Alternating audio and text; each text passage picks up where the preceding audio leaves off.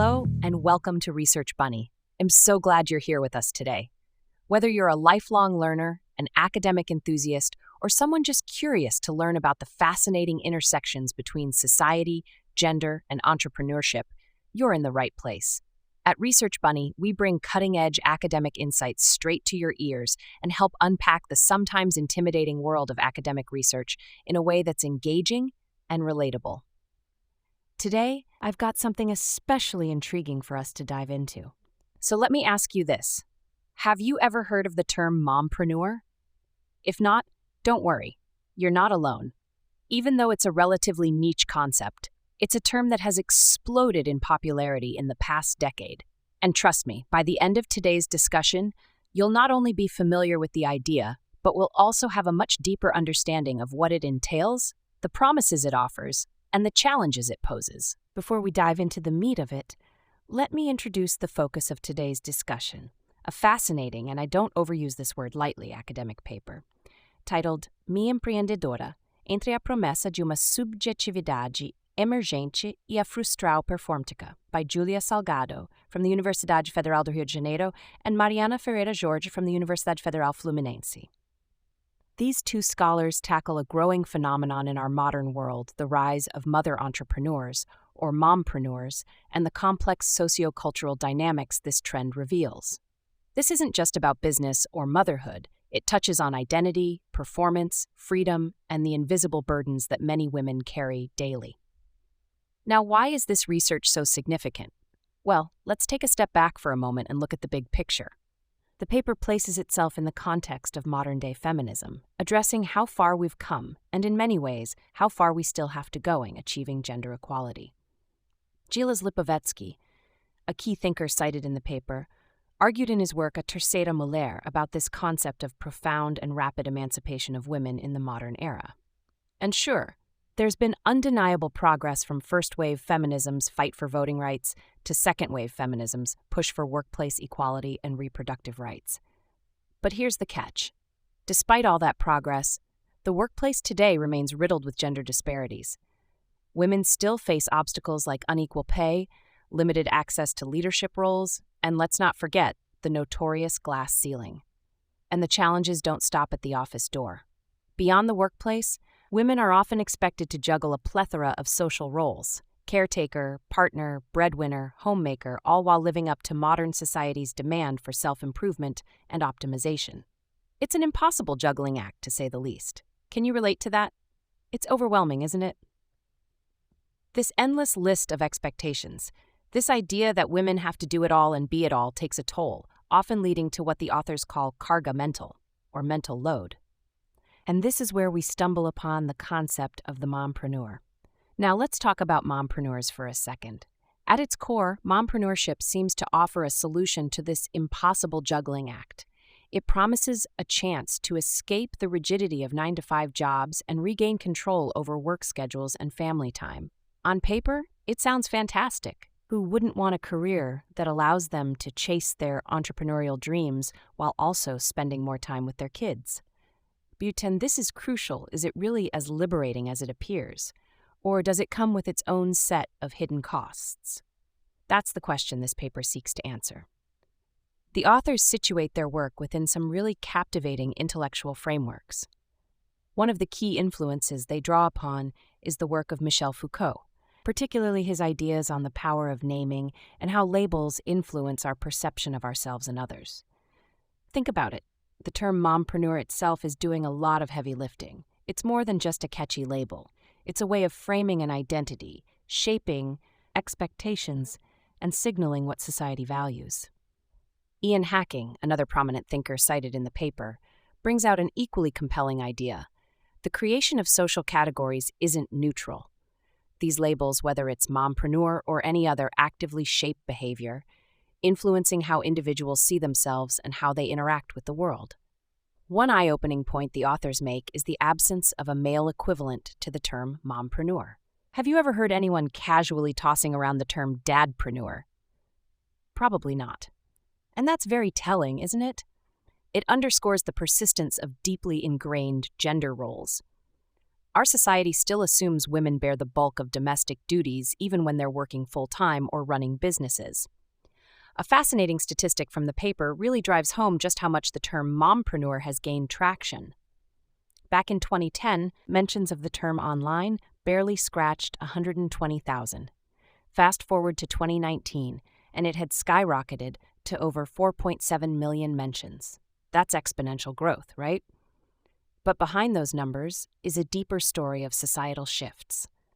More and more women are turning to entrepreneurship as a response to the challenges they face in traditional employment setups. Digital technologies and the rise of platforms like social media and online marketplaces have made this transition even more accessible. Moreover, broader work trends such as the move toward gig economies and remote work are further encouraging this shift. But here's the kicker. This isn't just about opportunity or empowerment. It's also about pressure. In today's world, women are bombarded with societal pressure to succeed, not just at work or at home, but in every sphere of life. Does that resonate with you? It's not enough to be a mom. You have to be a supermom. It's not enough to be an entrepreneur. You've got to be the next big thing in business. These expectations create almost unattainable ideals, leaving many women feeling like they're falling short. The research anchors its analysis in a specific online forum called Maternativa, one of Brazil's largest online communities for maternal entrepreneurs. This community functions as a platform where women share ideas, resources, and experiences about juggling motherhood and entrepreneurship. By zooming in on this particular space, the researchers paint an illuminating picture of the modern mompreneur experience. They also make an important distinction. While mompreneurship might seem like a path to greater freedom and control on the surface, the reality can be vastly different. Many women find themselves struggling to reconcile the demands of their business ventures, their personal lives, and the societal expectations placed upon them. This is where the researchers bring in the concept of reconciling tasks. You've likely heard the phrase work-life balance, right? It sounds so simple, but let's be honest. It's anything but. For the mompreneurs in this study, reconciling tasks often isn't just a goal, it's an impossible balancing act. The paper reveals how this supposedly empowering approach often leaves women feeling more overwhelmed, not less. All right, I'm going to hit the pause button here because there's so much more to uncover about this fascinating research. But don't go anywhere. We'll be right back after a short break.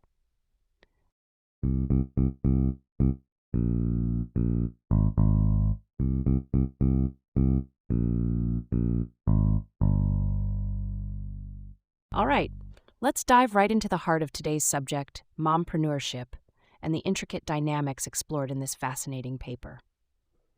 To start off, let's unpack the core ideas piece by piece, condensing the depth of the study into a conversation that feels both insightful and engaging.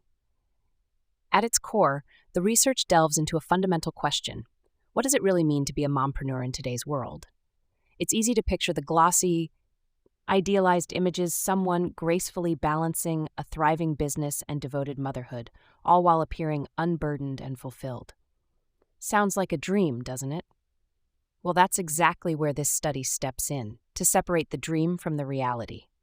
The authors carefully lay out how the concept of mompreneurship has gained significant traction over the years. Just consider this. Online mentions of the term skyrocketed from 120,000 in 2010 to a jaw-dropping 4.7 million in 2019. That's a staggering leap. But why? What's fueling this rapid growth? To understand that, let's unpack a few key factors highlighted in the study. First up is the role of digital technologies.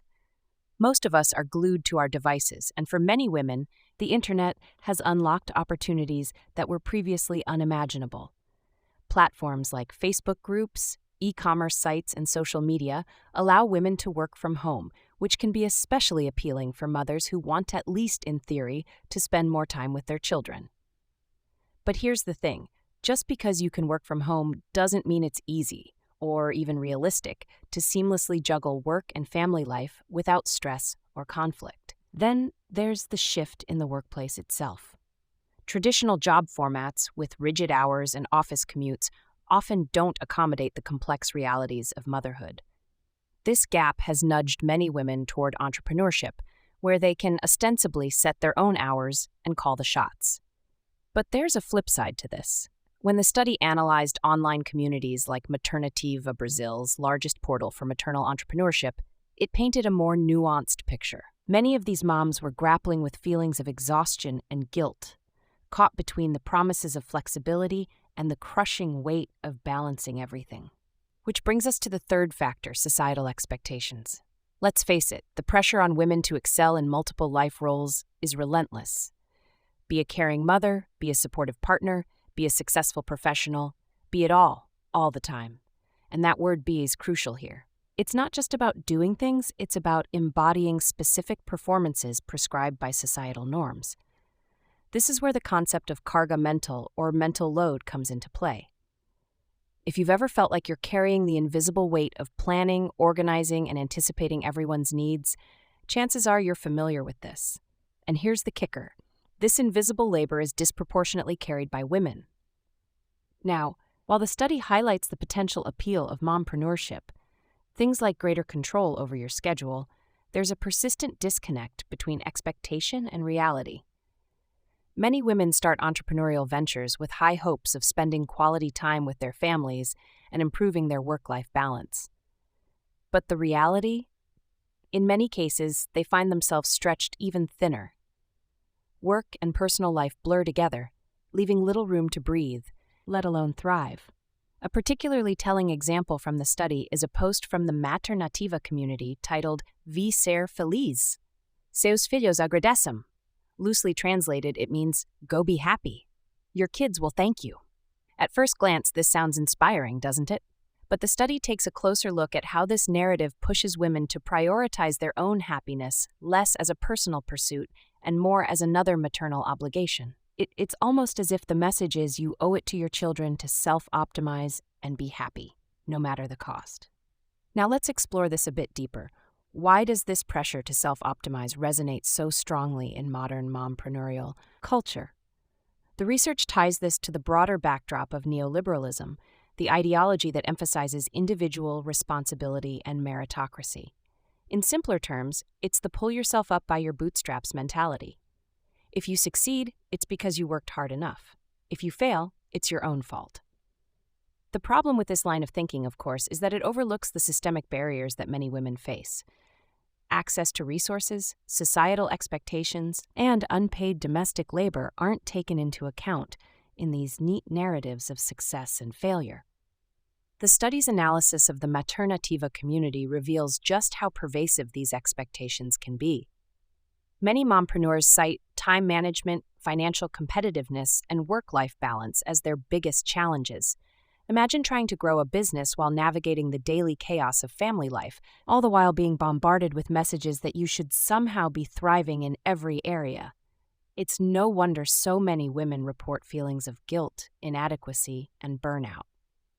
And here's where it gets really interesting. The authors use the lens of a concept known as Foucauldian discourse analysis. Yes, that's a mouthful, but bear with Meadow dig into how language shapes our sense of reality.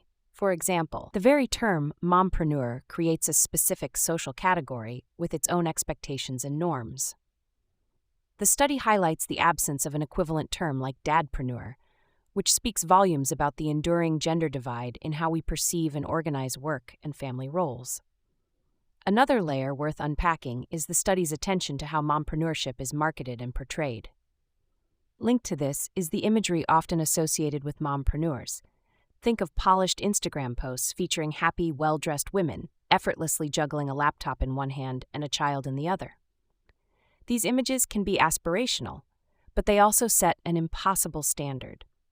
How many people can actually live up to that without making significant sacrifices, either in their work, their family life, or their mental health?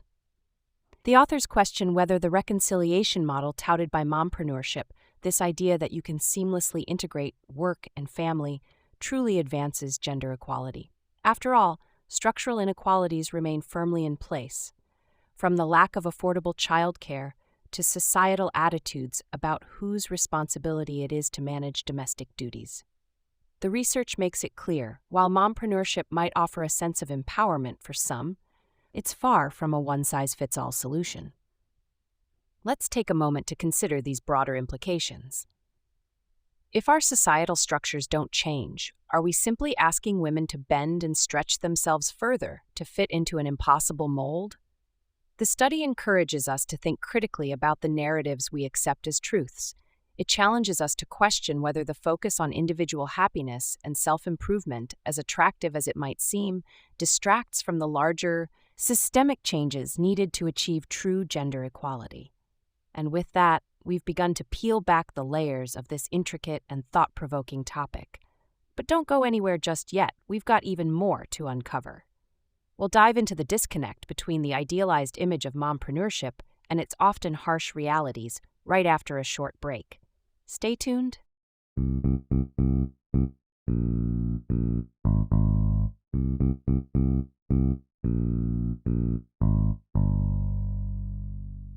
All right. Let's wrap up today's deep dive with some final reflections on this intriguing topic.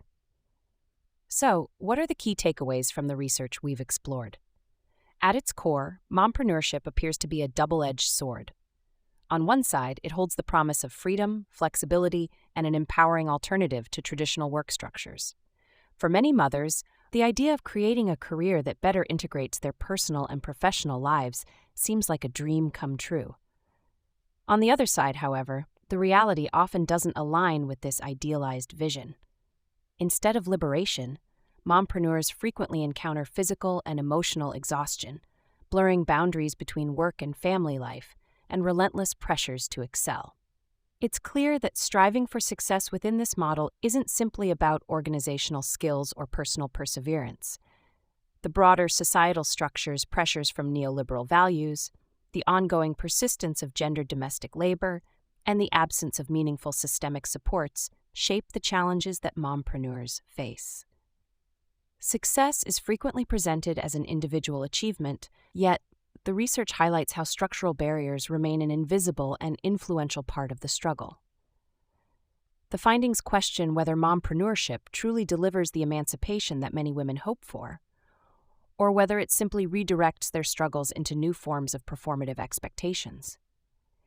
Even ideas like seeking happiness can morph into yet another obligation, adding to the mental load that women carry. And here's the takeaway question to think about.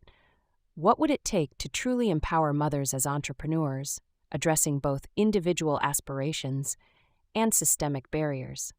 How can society, workplaces, and policies evolve to create supportive frameworks that reduce burden instead of shifting it around?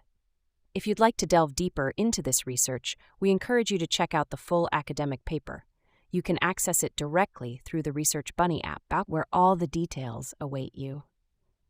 Thank you for tuning in today and for your curiosity about such an important and multifaceted topic. Your engagement with research like this is truly valuable, as it sparks conversations that can pave the way for meaningful change. Until next time, take care and keep exploring.